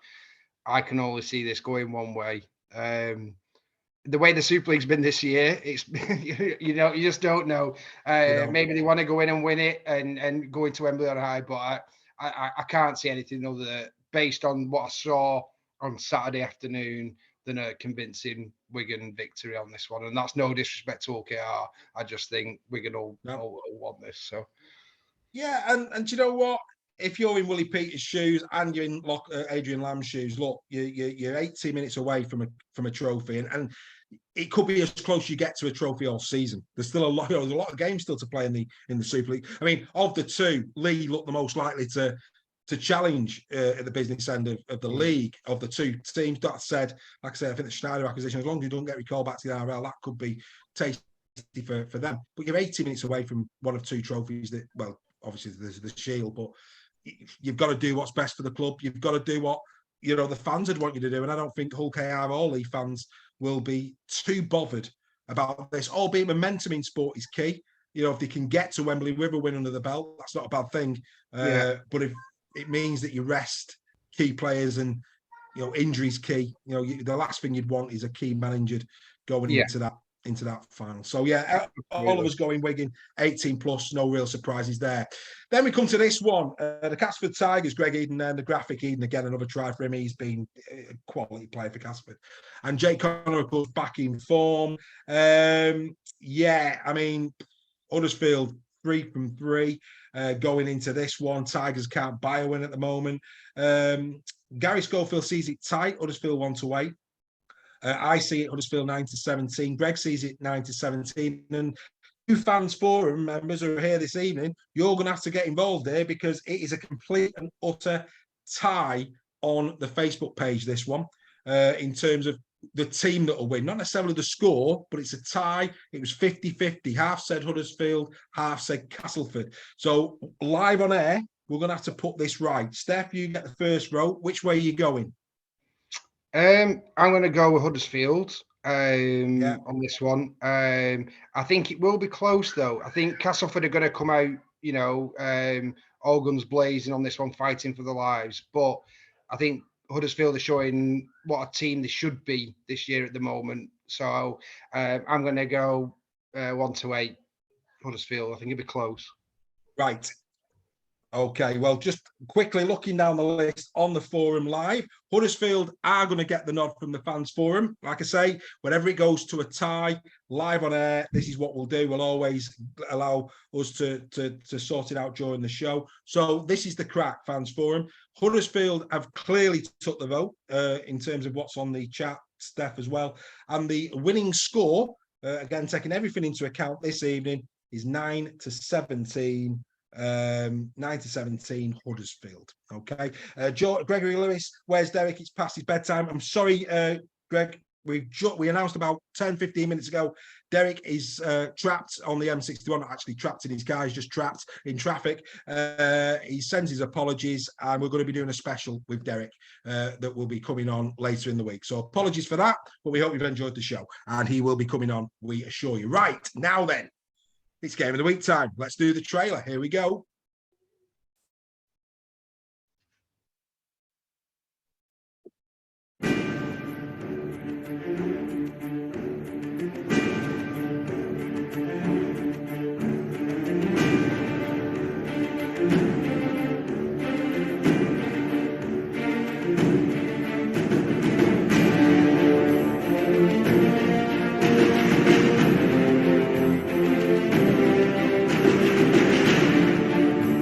Opportunity for Tom Johnston.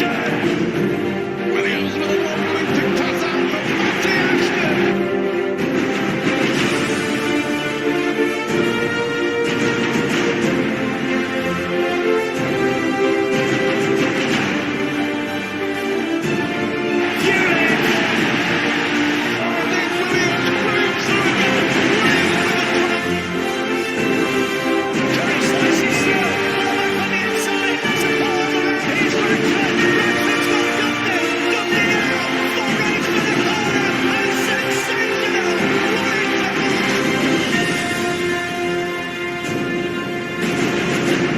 Game of the week had to be the Warrington Wolves taking on the Catalan Dragons, of course. No Darryl Powell, he, of course, gone. As you saw there in the graphic, beware of the Wolf, massive. Well, I don't think the rumours, I think he's an absolute shoo-in.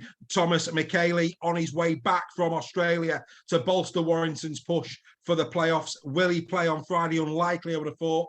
However, he is on the way back. To beware of Michaeli. Can he do for Warrington what David Fafita has done for Wakefield? There's a telling one as well. As we've said in the graphic, they're still in the six. We've seen Leeds do it. Steph, they couldn't, could they? Well, I think this is going to be a big saying whether they can or not. I would not be surprised one iota if Warrington turn over Catalan on Friday. We see it so many times in sport when the coach goes, all of a sudden, the Warrington on paper should be playing in the grand final this year, and that I don't think many fans would dispute that fact. No, They've got a fantastic side. They've just not been playing for Powell. You know, Catalan have got to do the travel over on a Friday night to Warrington. There's a lot of things going in Warrington's favour for this one. I think it's going to be an absolute cracker. I can't wait to watch it on Friday. And I think a lot of it will be how much the Warrington fans get behind the team on this one. If you get behind them, they do something in the first 20 minutes, then you could see a Warrington win. If you don't, then you're facing one of probably the best side in the competition at the moment. So, well, sir, the league doesn't lie, does it? I mean, they're most No. consistent. I think the interesting thing here, I said it at full time on Sunday. Darryl Powell could not be in that stadium on Friday. It'd have been toxic. The fact that he's gone, Gary Chambers, Warrington, very well respected in and around Warrington, of course, a former player, very well respected. Richie Marshall, it didn't work for him as a head coach, but nobody can argue about his coaching pedigree. So I think in terms of the atmosphere at Warrington, there's only one place any frustration will go, and it'll be to the players. I think Chambers and Marshall, there'll be no ill feeling there. It's been announced today that Riley Dean has been recalled from Castleford. That, I think, is quite telling, especially where maybe Drinkwater's concerned. It won't be Williams. So if he's recalling Riley Dean, is he recalling Riley Dean just to put one up on Drinkwater? I don't know. But, James has done a lot of work in the academy at Warrington, etc. He knows Riley Dean, really, really well. Wouldn't surprise me if he gave Riley Dean his head. I'd expect Conor Wrench back for Warrington, in the sense as a lot of Warrington fans have really been scratching their head over Conor Wrench, how he's not been able to get in that side. God only knows. So I do think there will be changes. I think there's no question that there will be changes. I think the players down tools against Wakey, and I think it will be a far different attitude from the players. But, there's a reason why most taps have one for hot and one for cold. Very hard to get an instant reaction. Get in your shower, put it on hot, change it down to cold. It takes a while for that cold water to hit you. Can they turn that tap quick enough against, as you've said rightfully, a team who this season are the best team in the comp? Yeah, I think what James and Marshall have rightly done is, in times of crisis, you bring everybody in, and you get your Riley Deans back, you get your Wrenches on board, you get everyone together, and you say to it, I mean, the team talk writes itself for me on this one. It's prove everybody that it was Powell and not you, and go and tell those 10,000 fans that it wasn't you that was the problem. Yeah. So I think they've got a lot of pressure on them, the Warrington players, this week. But they've also got a fantastic opportunity to show the team that they are, and that everybody thought they were at the first 8 games of the season. So that we know they can do it. It's just going to be fascinating to see how this story unfolds. And I think this game will have massive viewing figures for Sky, particularly. I think everyone's going to tune in, because it should. I mean, this should have been a game of the week because of the quality of the teams, not because of the circumstances of the situation. And I think it's probably a factor of the two. So I can't call this one. It could go either way. No. It could absolutely. If Sky want to nick my trailer, no problem at all. A little bit of tongue in cheek in there, but yeah, it is what it is. It's not over yet. It's not over yet, and there's no arguing. Nobody could argue if Warrington somehow could get back to the form that they started in the season. They're going to be a completely different proposition in the playoffs, but very, very difficult for that to happen. In terms of where everybody's gone, with the exception of Greg has gone Warrington 9-17, which is interesting. I've gone the Dragons 1-8. I think it'd be tight. Fans Forum Dragons 1-8. Schofield Dragons 9-17. That's the way it's been seen. But it's going to be interesting. Of course, Game of the Week will return this week. We'll do a full analysis piece on that for you all. Probably that'll land, I'm guessing, Thursday night, maybe Friday. Keep your eyes peeled for that. But we'll do the usual piece around Game of the Week and get some analytics in there for you. And maybe that will tell us a bit more. Who knows? Right, on to Sunday. That's right. 3 games on Friday, 3 games on Sunday. Dave, do you want me to tell you? I've not done my prediction. Oh, go on, mate. I thought you had. Go on. No. You said it was close. You said it was close. Go on, mate. Come on. Close. Go on. I think it's going to be Golden Point, and I think Riley Dean is going to kick the drop goal to win it for Warrington. Oh, theatre, fantastic stuff. Happy day. Well, mate, who knows? But yeah, I think, you know what? Dean could play. Deary me. And one thing's for certain, if Dean does play, Chambers will give him his full confidence. He'll rev him up for it. You know, he'll probably say to Riley Dean, look, I'm going to give you the opportunity here now to become scrum half at Warrington. You know, if you don't know who's coming in, somebody said in the chat, who do we think it'll be?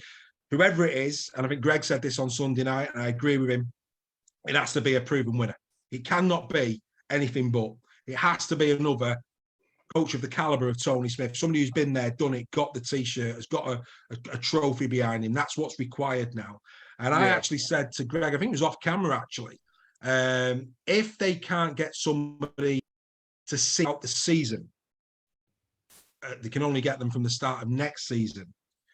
Out of left field, this Warrington could do a lot worse than to put a few pound notes under Brian Noble's nose or Brian McDermott's nose and bring them in till the end of the season. Well, I've heard, this is a Saley exclusive here. Go on, mate. On the Jungle Drums, I've heard Paul Rowley. Well, Paul Rowley as well is somebody that is been. I've seen rumours that, you know, that's in the melting pot. But again, I don't think, and I'm sorry to say this, I don't think the Warrington supporters will accept that. No, I don't. As much as I respect him, as much as I think he's done a fine job at Salford, I think Warrington now are at a point where they tried Darryl Powell, it hasn't worked. Steve Price took Warrington back 4 years, and he did. They need a coach of pedigree. It's all well and good having all the money in the world and putting it on the field. You need to also put money into the coach. Yeah. And the coach needs to be right. And there's no doubt if Justin Albrook, who is the favourite from any bookies, it's all about money. Everybody's available at a price. Everybody. Yeah. And I think that Warrington have got to go out and get that. Again, Maguire's on the short list. Don't like his brand of rugby league. I really don't. I wouldn't want that as a Warrington fan, genuinely. I just don't like his brand of rugby league. But yeah, it's going to be fascinating. It will. The thing is, it's about. I think for me, it's about who can. You look at Paul Rowley. If you look at British coaches at the moment, he's probably number one. I can't think of a British coach at the moment who's done what he's done with the team. You know, work with. That's why I think people are talking about him as potential, because he's working with a budget that's a lot lower than Warrington. So what could he do with a bigger budget? But same with Powell, wasn't it? Yeah, I know, and I think it's who you're going to get. I said all along it'll be Holbrook. I said, between conversations between you, I said it's going to be Holbrook. But let's say again, it's more part of the exciting Super League season that 2023 is, isn't it? It is, mate. It is, and it's a shame because I agree. Rowley is a great coach, but I just don't think it'll wash. And the other thing as well is, I think what we've seen with Powell, and there's clearly cultural. The Warrington, it keeps coming back to culture. Powell and his departing shots, he's talking about players not being able to take criticism. This entitlement culture. If that is accurate, and I don't know if it is, but Powell said that's his parting shot. If that is accurate, Paul Rowley doesn't stand a chance. No. The same way Powell didn't. You need, if a coach of pedigree there was talk over Sean Wayne. They actually approached Sean Wayne before Powell, but Wayne wanted to carry on being doing his speaking circuit as well as be coach. And he said, no, it's full time or you can go. So, that type of coach that walks into that dressing room and every player looks at him and goes, there's nothing this guy can say to me that I can't listen to. He's been there, he's done it, he's got the T-shirt, and quite frankly, it will be his way or the highway, not because he says it is, just because it is. Yeah, exactly. Well, it's that credibility, isn't it? That's the thing. And Adrian Lamb, he's happy where he is, my friend. He's happy where he is. You're not having him, pal. Right then. So that's the Warrington. We've done Warrington to death, right? Salford against St Helens. No surprises there. I think everybody's gone.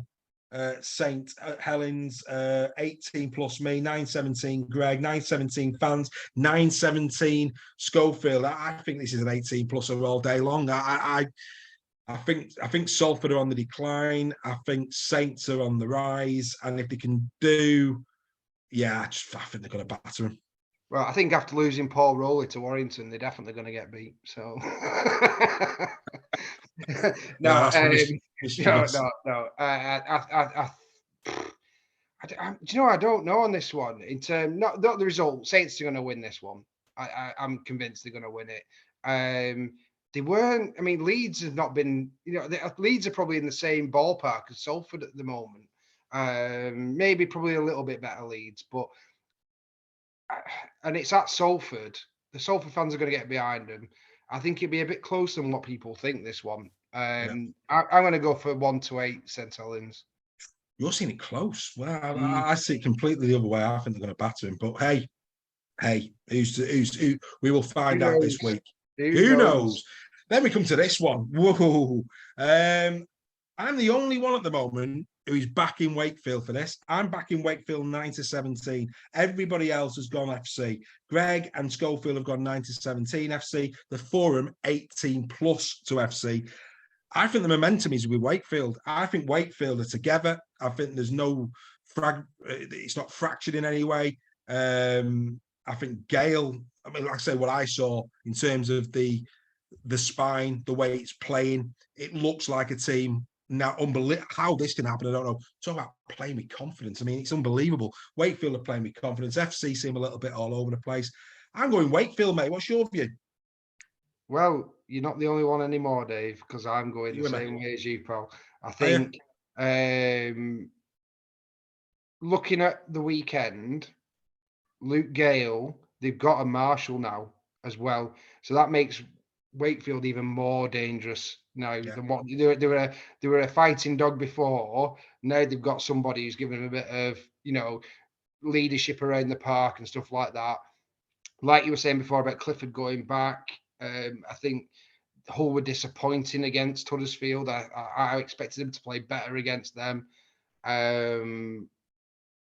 They've got the Fafita factor, which I think Gale and Fafita have been genius signings, and that's where Applegarth needs credit for bringing those two in. Yeah. I think they're going to give them, even though it's at Hull. I think it's good. I don't think it's going to be close, and Hull could pip it. They could, but I think Wakefield will do it by a couple of points. So I'm going to go Wakefield 1-8. Fair play, mate. Yeah, just like I say, momentum in sport is massive, and Wakefield's got momentum. Like I said at the start of the show, I mean, it's playoff form. 4 from 6. It's one thing that's been quite interesting right across the piece, with the exception of Huddersfield. Huddersfield are the only team that's won all 3 in July. Everybody else has dropped points in July. Every single team. But like I say, momentum from Wakefield, 4 from 6. It's playoff form.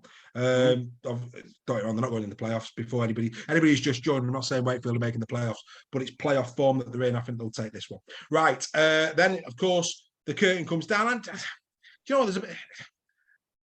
I'd have loved, again, because of circumstance, I would have loved that last game to be the one that's shown. I think the Hull FC Wakey game will be a great spectacle on Sunday. Because Lee, I think, will do OKR, and I think they'll have massive eyes on, and why wouldn't you, on Wembley. I think this is probably going to be another Wigan. Now, maybe not as bad in terms of scoreline, but I do think this will be another Wigan. I've gone Leeds. I've still gone by 18. I've still think it'll be a 3-try game. Greg gone Leeds 19-17, as has the Forum, as has Gary Schofield. And I'm, fair play to Leeds. They've earned the right to concentrate on Wembley. No issues with it at all. But yeah, it's Leeds for me, Steph, and I'm even the most passionate Leeds fan like you have surely got to say that you fancied the Rhino over the Leopard at this one, wouldn't you? Well, you're forgetting Mr. Gildart's coming in, isn't he, for us this week? So you can only play one position, though. Well, the thing is with this one is who we're going to drop, because like Adrian Lamb likes to say every week, with the smallest squad in Super League, We've not brought anybody in on loan, as far as I'm aware. No. We've got players out on loan to other clubs. So I don't think we've afforded the luxury. We've got Latelli out injured. I think he'll drop Lamb. I think he'll play Mella and Reynolds. I think he'll drop. Well, is that Ipape, whether he's fit or not? They'll play Davis and ask him to do 80. I think. No, they've got Aaron Smith, haven't they? And Aaron Smith as well. So so I think Davis and Smith. I think Ipape and Lamb definitely out. It wouldn't surprise me. You see him, Anifani fit? He's fit, yeah, and he's not. I think. What about Ben? Nakabou, yeah, he'll play. So I think Amoni will sit this one out. From a betting man, it wouldn't surprise me if Asiata sat it out. He played somebody like a Jack Hughes at loose forward, maybe shuffle it around. But I actually think those key players that have been all season, Lamb, Amone, Asiata, and Ipape, those four, I think will not play on Sunday. Yeah, I think you're probably right, and it's a shame because we've not been on TV that much, and we've had this. Then we've got this run now with like the next 5, I think it is on TV. This should have been at Headingley an absolute cracker. You know, it should have bbeen a brilliant game. It's just so unfortunate that it's fell. That it's the week before Wembley, so I'm a bit gutted about that. But I do think it's going to be a tough ask dropping some of our key players. Charlie and Briscoe and them lot will still play, I'd imagine, but I still think Leeds will probably pip us on this one. Pip, what score are you going?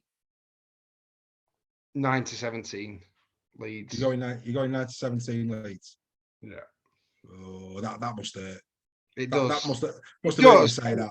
Because that going for the league side of things, it should have been a potential win for us this one, but given the circumstances, I think Leeds and coming off, you know, a good performance against Saints, I think they'll do the job on us this week. As an honest, fair enough. Opinion. I like honesty.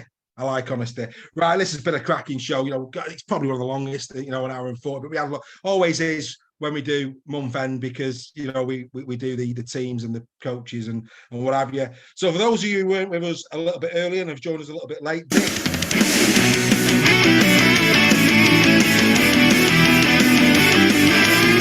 Announced as the Super League Raw Team of July, and we said to the forum, who out of those 13 players would you have as your player of the month of July? There was a few that came into the chat.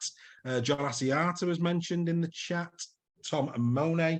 If anybody else wants to quickly go in and say who they would have as their player of the month of July from this 13, crack on. And whilst you're putting them in, if you are going to put them in the chat, if it was you, Steph, who would you pick? It's between Welsby and French, but I'm going to say Welsby. So you've gone Welsby, Jack Welsby. Don't get me wrong, Welsby has been absolutely superb, as have Bevan French, and both would be worthy winners. But as you know, here at Super League Raw, we call it straight. We call it absolutely straight. This isn't about glamour. This isn't about, you know, the show ponies. This is about who has been the most consistent player in the month of July. That's it. The most consistent player. And our player of the month, he's not just been the most consistent player of July. Actually, he's probably arguably been the most consistent player of the season. He's been in every single Super League Raw Team of the month. This is his 3rd week on the spin. He's in Team of the Week. It is Tom Amone of the Lee Leopards. It had to be. It couldn't be anybody else. His statistics in the month of July, as they have been all season, have been incredible. He also played well in the Challenge Cup, of course. He's played 4 games and won 3, counting the Challenge Cup. Played a pivotal role in that as well. But this guy, this season, we only look at it from a Super League perspective. If we have a tiebreaker, we might take the cup into consideration. But this is long overdue. Absolutely sensational. Sensational. If you remember, in June, it was Rob Mulhern. So this is 2 months running now that the front line of the Lee Leopards have took this award. And for me personally, it's fully deserving. These players don't get and you said it, Steph, they don't get the accolades that they deserve. Forwards lay the platform. Forwards do the hard work. So the show ponies like the Wellesbys, the Frenchies, all of these kind of guys can have the space to do their thing, which of course is great entertainment and great on the eye. What we do at Super League Raw, we look at it from a pound for pound perspective. We take everything into consideration. We look at consistency. Jack Wellesby has had a good month, but he hasn't had 3 consistent games. 2 out of 3, brilliant. 1, not as good. This man, all 3, there's very little between his stats. He's turned up every week. We back it. We stand by it. Your man, Mr. Ramone, player of the month, Mr. Sale. Well, it's one of those where you don't want to pick players from your team, and but what I can say for Tom is he's like a bit for you with Vaughan. He's been absolutely outstanding. Even last year in the championship, he would be in the championship, but we all knew the player he was.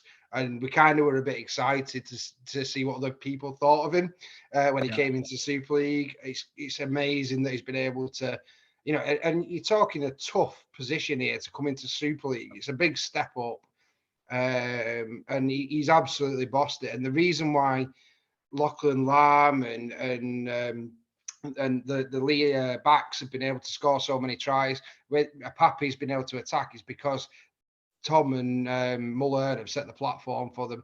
You've got to get those quick play the balls. And they've done, the hard meter stats, which I know you're big on, are just unbelievable. I think he's comparable with a lot of backs in terms of the meters. He's 5th, mate. Yeah. Overall, taking everybody in the league. Now, when you consider how much, the likes of Johnston, who I think is leading, Charlie 2nd. You expect wingers, you expect the backs to be all over the highest meter makers. And in the top 5 is Paul Vaughan and Tom Amone. Tom Amone is only behind Paul Vaughan in hard meter making this season. He's 5th overall in Super League. He has carried the ball for 2,439 meters this season. Incredible, from 288 carries, averaging 8.5 meters a carry. That's destructive. That isn't length of the field tries. That's down the middle, grind, meters after contact. That's true. It's gladiatorial. That's what it is. That's where the game's at. It's absolutely incredible. His tackle breaks this season. Let's have a quick look here now. 44 tackle breaks this season. He's had 3 clean breaks, 10 offloads in the season. But it's not just that. He's tackling. So not only is he carrying the ball, an average of 8.5 meters a carry, right? But he's tackled 515 times this season on top of that as a prop forward. That is just unbelievable. That's Walmsley. That's Walmsley territory.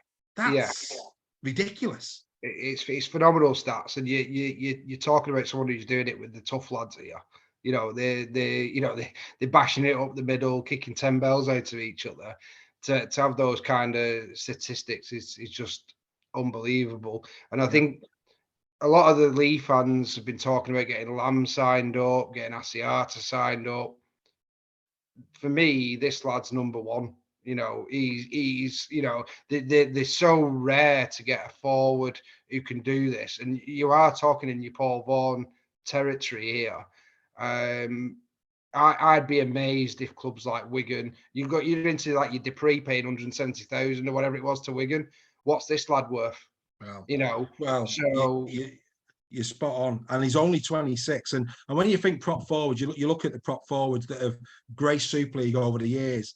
They've always been over 30. Morley was over, in and around his 30s. Walmsley, Jamie Peacock, Paul Vaughan. These type of players who have been right at it, throughout Super League.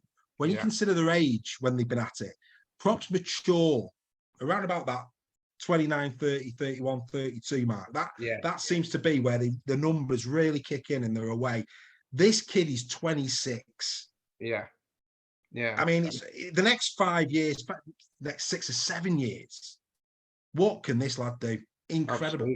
Absolutely. And I think we should just stop talking about him, Dave, to be honest with you. Well, this is why he's going to be dropped, mate. This is why he'll not drop rested. Yeah. This is why he's not going to be playing on Sunday, because he can. This Yeah. guy, if you're going to win the Challenge Cup, this man's pivotal. Asiata's pivotal. Lachlan Lam is pivotal. And you need Pappy in the team doing what Pappy does. But yeah, this guy, incredible. So congratulations yet again, absolutely deserving.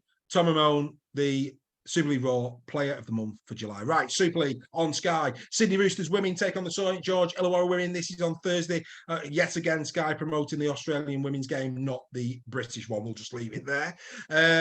Friday, the 4th of August, Penrith Panthers take on the Melbourne Storm at 11. Then Warrington and Catalan, our game of the week, of course. Saturday, the 5th, sees North Queensland take on the Brisbane Broncos. Brisbane really will push Penrith close for the title this year. And then my team, the South Sydney Rabbitohs, take on the Cronulla Sharks at 10:35. And then on Sunday, great to have rugby league on a Sunday afternoon, where it should be, 3 o'clock, Leeds Rhinos against the Lee Leopards, one there to watch. And of course, imminent announcements as well. We'll just close on this. Saw a piece, I think it was in the Warrington Guardian, with Stuart Middleton Warrington, the chairman, talking about the departure of Powell. He was asked about the TV deal and planning for next year. By all accounts, the clubs are expecting to be told in the next 10 days what is happening, reference the TV deal next year. So hopefully, maybe, by the time we're back this time next week, we will know more of the TV deal and how that looks for next season. Yeah, I think that's a pivotal thing. Obviously, there's a few chairmen, waiting on the results of that one kind of thing. But more importantly, as well, for the future of the game, it's a massive thing. The IMG thing, the TV deal. It's going to be very interesting to see how this game is going to go over the next couple of years, and this is one of the biggest parts of it. Spot on. Well, there you go. That's another Super League World Weekly. A bit longer, of course, lots to talk about tonight. Don't forget, we're going to get Derek in for a chat around all things Lee over the next few days. We'll get that posted. Keep your eyes out for that one. Sorry he couldn't be with us. He was supposed to be, but he sent his apologies during the show. These things can't be helped. As always, we're going to go out with the top performers of Super League thus far after 20 rounds. But Steph, yet again, mate, done a stellar job stepping in for Mr. Nixon, who's now in Florida somewhere. I think we need either you or Joel next week. So if you want to put your hand up for next week, you're more than welcome. I'll come along next week. But you can put it to a poll on the fans forum on that one. Oh, that's cheeky. Who do you want, Joel or Steph? I'm available, put it that way. But I'll come up with some good one-liners for next week as well if you want me to. But in the spirit of love, we might have you both on. It's one of those. I just want to say again, apologies to any Lee fans who are tuned in expecting Derek. He has messaged me again offering his apologies, but we will get that out for you next week. And I also want to just reply to Greg and say how fabulous it was to have him at the semi-final with his daughter. Yeah. We had an amazing time, and even Gregory had a little tear in his eye when the final whistle along with us all. So it was a special moment, and we have created some, in the short time we've known each other, we've created some special memories. So absolutely, mate. No, and I'm sure there's going to be many more as well, mate. The family rugby league, and absolutely, it's been an absolute pleasure, mate. Absolute pleasure getting to know you, and who knows, we may even get to know the wives at some point as well. But yeah, good evening, Mrs. Sam. No, really, really good, mate. And of course, I was gutted that coincided with me. I'm gutted I can't go to the final because I'm away on another holiday with the family. I'm absolutely devastated that that's where it's landed. But hey, that's one of those things I will be watching again from afar. So yes, we will be back next week, next Tuesday, 8 o'clock live, Super League Raw Weekly. You can't beat a little bit of it, can you? And here come the top performers of the season thus far, up to round 20. Steph, go well. We'll see you next week. Good night.